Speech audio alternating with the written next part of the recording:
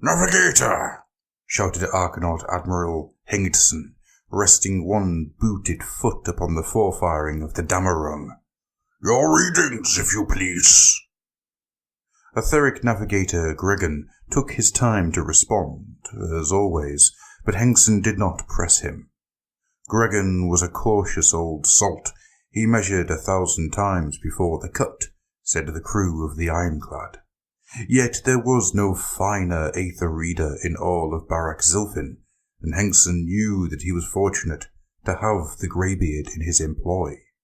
Few others could have guided the bulky airship safely through these winding subterranean tunnels.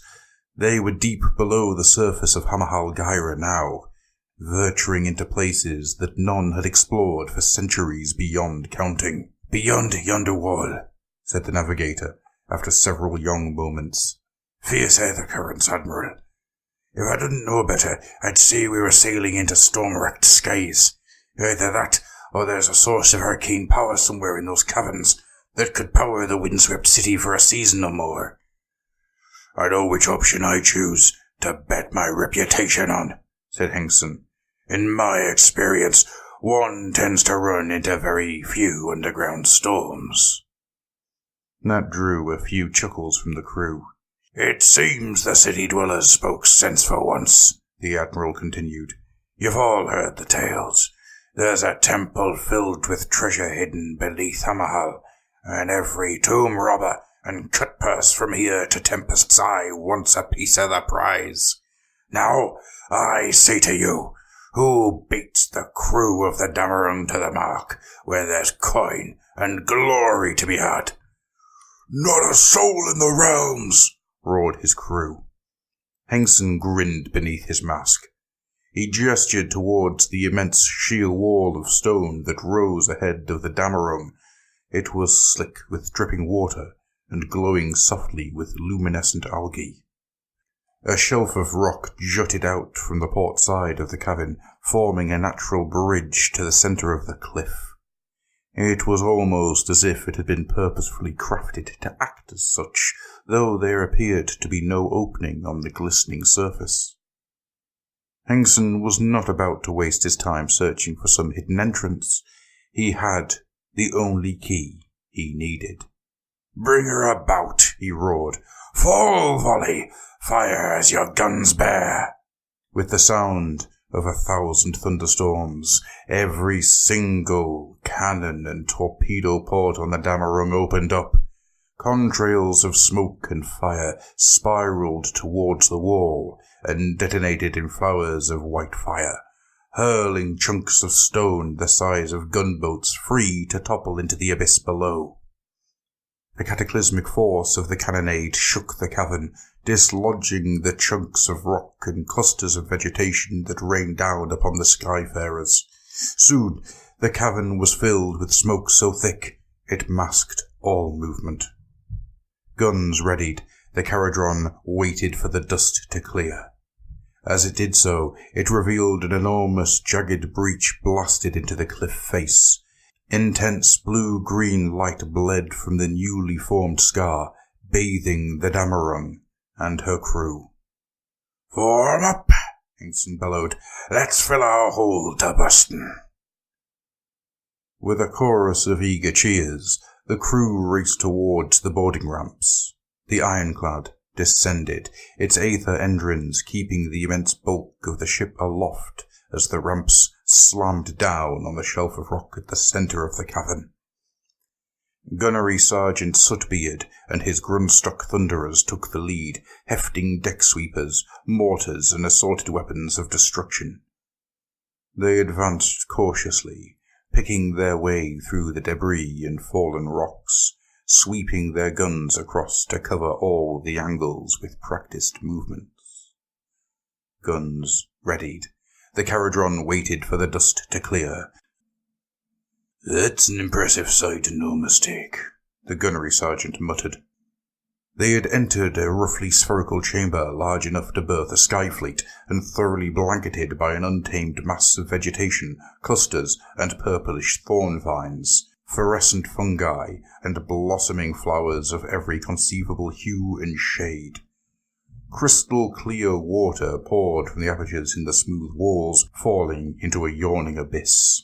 The deluge cast shimmering rainbows across the glistening walls of the cavern. Admiral Hengson tended to see greater beauty in pristine metalwork and well-forged steel than he did in the creations of nature, but even he could not deny the raw splendor of the place. A great bridge of carved stone led to the center of the cavern and to the foot of a set of marble stairs. Beyond these lay a colonnaded amphitheater, its roof decorated with complex patterns of tile work. The clearly artificial structure seemed strangely incongruous amongst the natural splendor of the surroundings, and the Kharadron cautiously strode out across the bridge, staring down into the darkness below. The walls of the pit were covered with yet more luminescent lichen, but they could not see to the bottom of the cavern. "Keep your wits about you and your eyes sharp," said Hengson, uncomfortably aware of how narrow and exposed their path was. They made the far side of the bridge and climbed the marble stairs, entering a vast circular courtyard dominated by a platform of black stone. A great sphere was mounted upon either side, formed from rings of golden metal and supported by marble pillars. As Hengson strode across the plaza, he could feel the static tingle of magic in the air, but the strange devices stood silent and unmoving. In the very center of the amphitheater was a golden font, its surface decorated with runes and lightning bolts. "Powerful aura in here," said Gregan, the crystal lenses of his helmet magnifier flickering as he scanned the floor and walls. "Grungy's beard," he cursed, smashing the butt of his staff against the ground.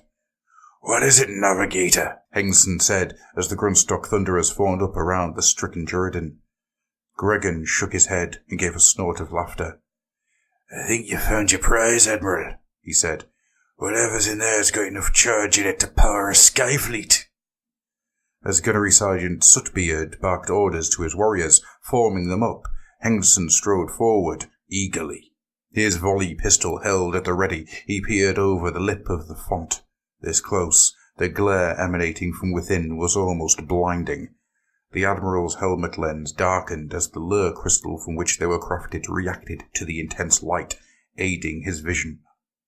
As the flare ebbed away, he saw that the font contained a pool of bubbling, crystal-clear water. Lying at the bottom was an object the size of a Juridan's fist that exuded a sparkling light so bright it hurt to look upon. Reaching into the font, Admiral Hengson closed his fingers around the object and wrenched it free. He peered at it through narrowed eyes, ignoring the painful light that seared into his skull. It was soft to the touch, with a smooth organic texture like that of a seed. Hengson could feel a gentle warmth radiating through his armored gauntlet. "Is that it?" said Gunnery Sergeant Sutbeard, sounding distinctly unimpressed. "There's power in it I've not seen the likes of before," insisted Gregan. Hengson swore and released the strange object. It flared with intense heat, and he could feel the flesh beneath his metal gauntlet blister. The seed did not fall to the ground, but floated in mid-air, glowing ever brighter by the moment. Hengson took a step back. Tendrils of glowing amber energy lashed out from the object, whipping through the air and across the ground. The chamber shook. Dust and stones rained from the ceiling. There was a sound in the distance like rushing wind, coming closer and closer by the moment. "Navigator!" Admiral Hengson bellowed. "To your task!" "It's no use, Admiral," Gregan said, his voice trembling with exertion. Etheric currents whipped around the navigator's staff as he channeled arcane energies in a desperate effort to smother the seed's power. "This is magic beyond my power to unmake." The chamber shook once more. Hengson looked up and saw first what he thought to be an immense serpent squeezing its way through a crevice in the cavern wall. "Sir!" yelled Gunnery Sergeant Sutbeard, gesturing to the other side of the chamber. Another shape wound its way through the rock face, curling and twisting in the air above them. The two serpents entwined as one, and as they passed through the light of the glowing lichen, Hengsten saw that they were not creatures at all, but thousands upon thousands of crawling vines, moving with singular purpose. More and more snaking vines emerged from around the cavern wall until almost the entire ceiling was covered. At the center of the writhing mass blossomed a crown of white flowers, like a great eye staring down upon the Kharadron. "You should not have come here," a melodic voice echoed inside Hengsten's head. "Thieves or trespassers, it matters not. This is a place for the lost, the cursed, and the rightly forgotten." A snake-like cluster of vines descended and swept towards Sutbeard's thunderers. Several were smashed from their feet, flung clear of the amphitheatre and into empty space. The gunnery sergeant was yanked from his feet and lifted into the air. Sutbeard bellowed and cursed as he tried to struggle free, and blasted away at the massive vines with his aether-shot rifle to no avail. A haunting note split the air, a mournful song that sent a chill down the Admiral's spine. Sutbeard stopped struggling. The vines smothered him entirely until the blue of his uniform could no longer be seen.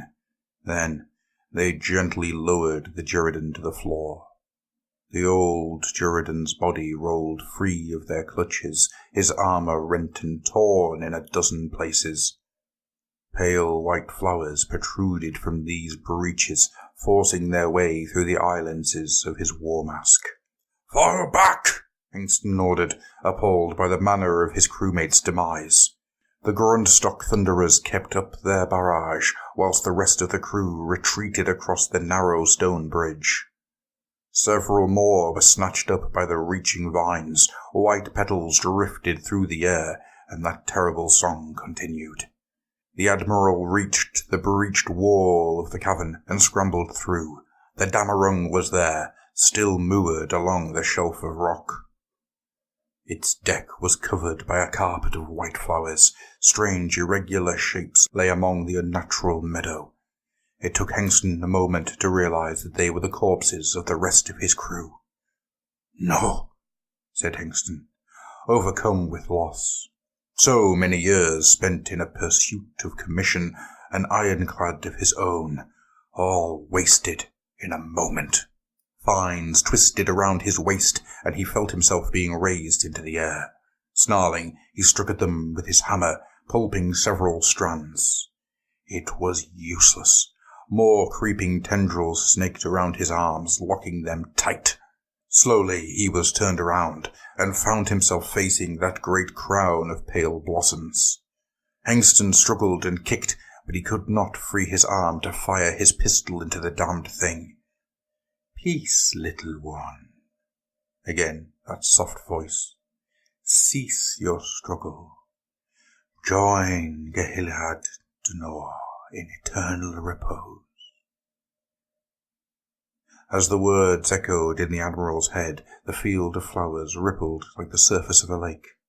Spores drifted all around, and the haunting melody grew louder. Hengsten's eyes began to ache, and the strength drained from his hands. He felt his hammer slip from his grasp. All he could hear was the song. As his eyes closed and darkness swirled to envelop him, he heard the voice speak once more. It was tinged with regret and sorrow, but also with burning conviction. "None but the faithful may look upon the secrets of the Jade Temple and live. Such is the God King's decree."